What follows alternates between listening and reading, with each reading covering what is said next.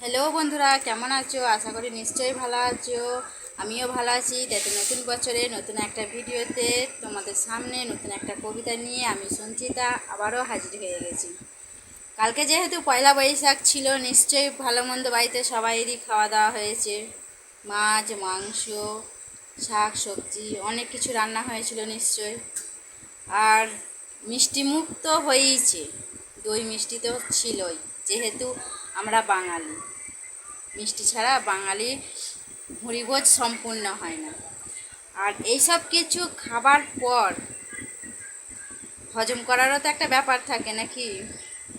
তাই কালকে যে সমস্ত জিনিস খেয়েছো সেই সব জিনিস হজম করার জন্য আজকে আমার নতুন কবিতা স্যালাড স্পেশালি তোমাদের জন্য লিখেছি।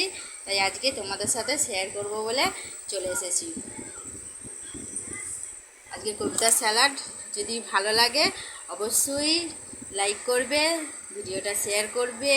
কেমন হয়েছে অবশ্যই কিন্তু কমেন্ট বক্সে লিখে জানাবে। আর যে সকল বন্ধুরা আমার চ্যানেলে নতুন, অবশ্যই চ্যানেলটা সাবস্ক্রাইব করে রাখবে।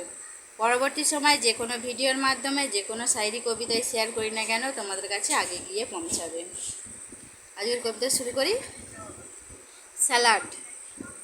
স্যালাড নামক নামটি তোমরা শুনেছ তো নিশ্চয়ই।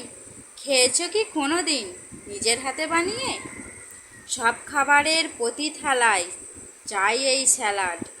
নুন লেবু স্যালাড ছাড়া অসম্পূর্ণ যে খাওয়ার থালাটা। যত ভালোই রান্না হোক না কেন, হোক নানা স্বাদের, স্যালাড কিন্তু চাই চাই সব খাবারের আগে। শসা গাজর পেঁয়াজ বা টমেটম দিয়ে তৈরি সমস্ত রকম খাবার হজম করতে অবদান তার ভারী। তাই তো মেনু কার্ডের প্রথমেতেই স্যালাড নামটি থাকে।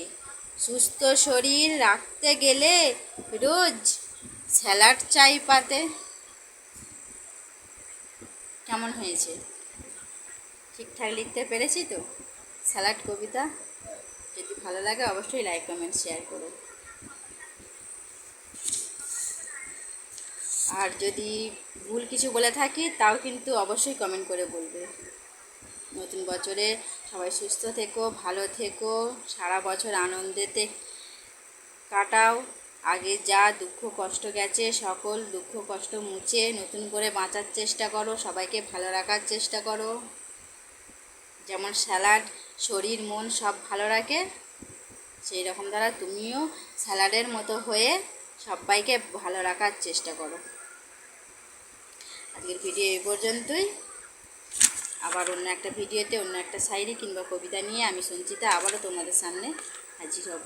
আজকের মতো বাই।